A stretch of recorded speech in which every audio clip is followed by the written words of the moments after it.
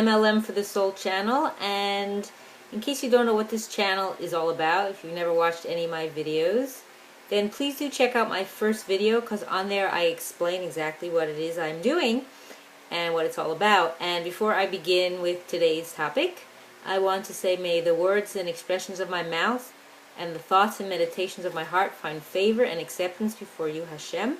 And today we're going to continue on our journey with our Tehillim. I have my Artscroll Tehillim here. Tehillim Treasure Tidbits, this is number 4, and there's so much in the Tehillim that is so interesting that what I've done over time is I've gone through, as I read it every day, and I read the explanations, because in here they give explanations below the actual reading. I find just interesting phrases and sometimes a whole parak, a whole chapter, not just verses, that I would like to share with you. So we're going to go through a bunch of them today and see how far we can get. And this time I actually have them all written down so I can find them easily. So again, this is the Interlinear Translation, which is really nice, so it has the English right below the Hebrew. So, and I will include a list of all the chapters and verses. So we're going to start today with chapter 63. So let's turn to that. That's Samach Gimel. And let's see, Samach Gimel, and we're going to do verse 4 and 6. So verse 4 says, Kitov chastecha mechayim sifatai yishabchu chuncha. So what that means is, for better is your kindness than life. My lips shall praise you. So what does this mean? That for better is your kindness than life.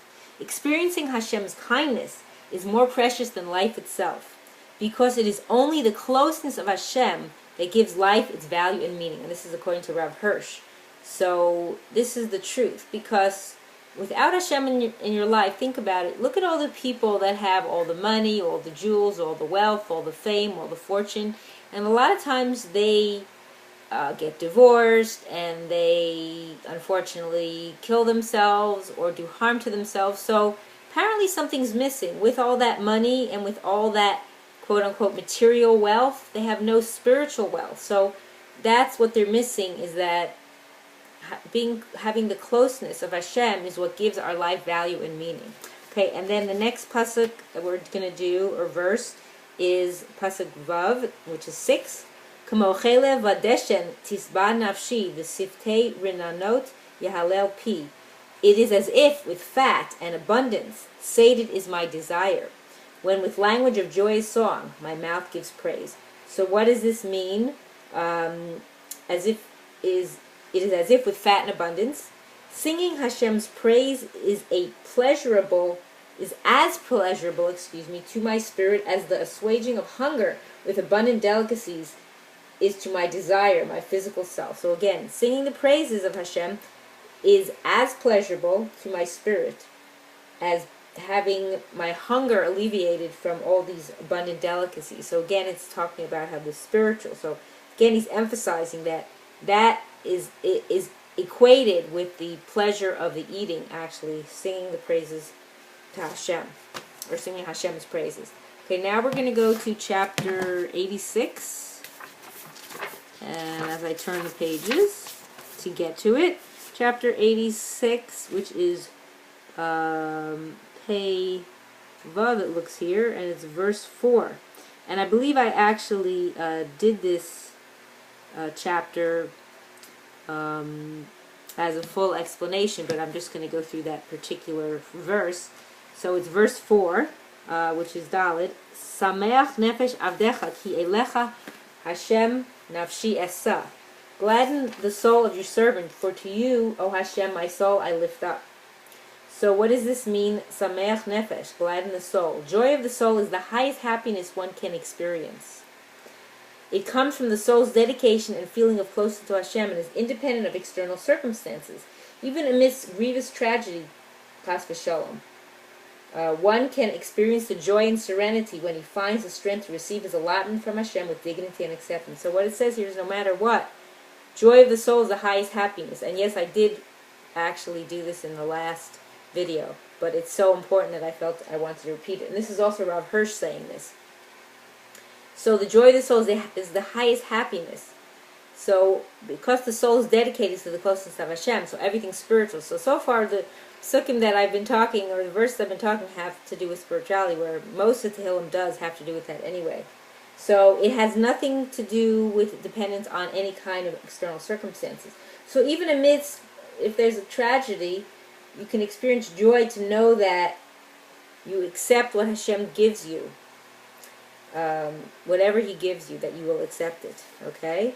And then the other words, Ki elecha Hashem nafshi esa. Are we going to do that one? No, just 4. Yes, we have to finish that.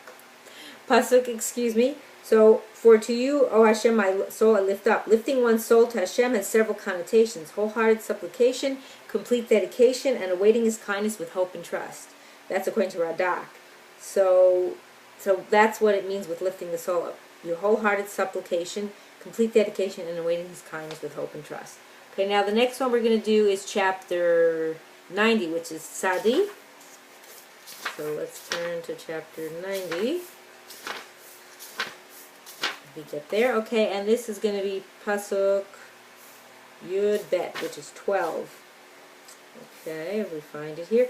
Limnot Yomeinu Kain Hoda, V'Navi Levav Chachma. To count our days, so teach us, that we shall acquire a heart of wisdom. So what does it mean here? To count our days, so teach us. Help us to be mindful of our limited time, so that we use it wisely and productively. This is according to Ibn Ezra. From the awareness of our limited years, teach us how to count our days. Help us treasure each moment as a unique opportunity to fulfill your will, and thus the true purpose of our existence. So this is very important to realize.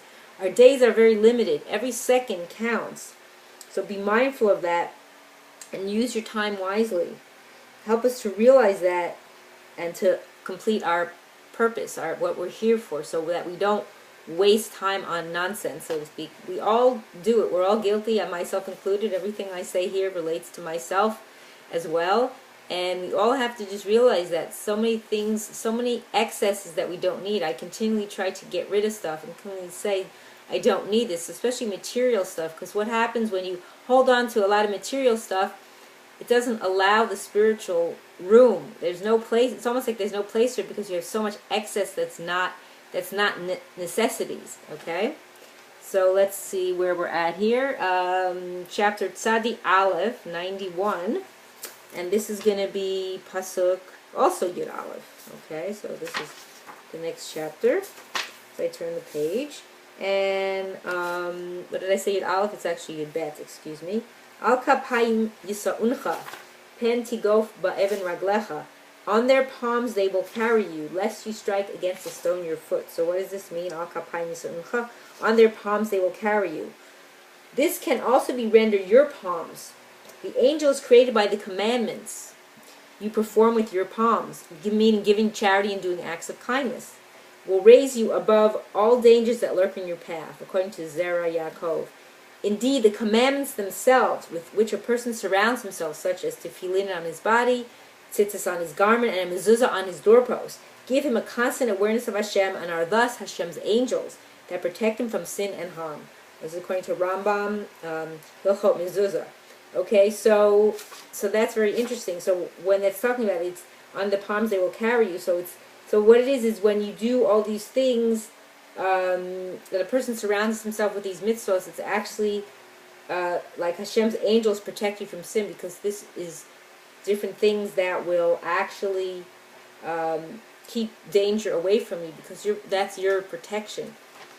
Okay, then we're going to do Tzadi Beis, which is 92, the next chapter, and we're going to do Pasuk Aleph, Pasuk Gimel, and Pasuk Chet. So we have 3 in this one. So Mizmor Shir Liyom HaShabbat, a song for the day of the Shabbat.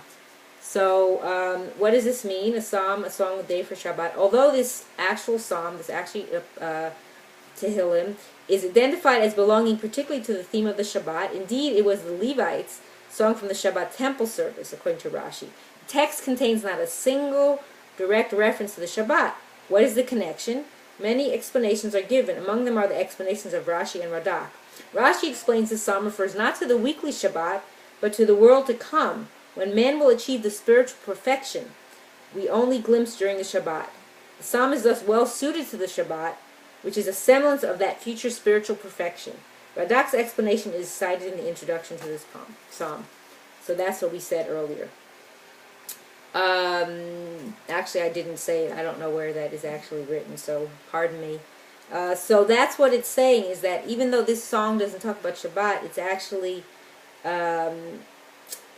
it's well suited because it's talking about how the Shabbat is a small glimpse of the world to come on Shabbat. So that's why it's crucial here. Now the next one, Pasuk Gimel.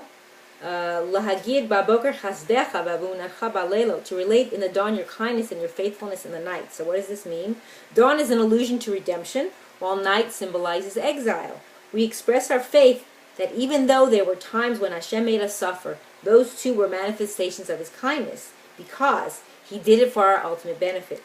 Thus we relate His kindness, whether it was as clear as pleasant as the bright dawn, or whether it is hard to accept as the dark night. During the harsh night of the exile, we call it emunatcha, your faith, because our faith, more than our intellect, testified to His goodness.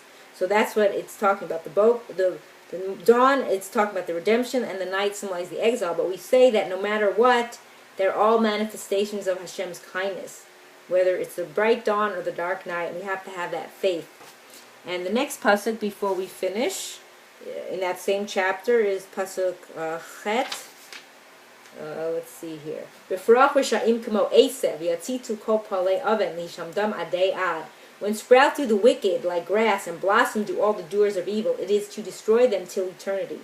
So what does this mean? When sprout through the wicked, most people can find no answer to the eternal human dilemma. Why do the wicked prosper? If only these questions could look beyond what their senses tell them, they would realize that the next part of the pasuk is Lihishamdam adei ad. It is to destroy them till eternity. Hashem gives temporal success and happiness to the wicked as reward for whatever good deed they may have done. Having been recompensed, they will sink to destruction while the righteous gain eternal reward. That's according to Rashi. So what that means is, if they do some small commandment that Hashem wanted them to do, and the rest of the time they're wicked, Hashem will reward them in this world.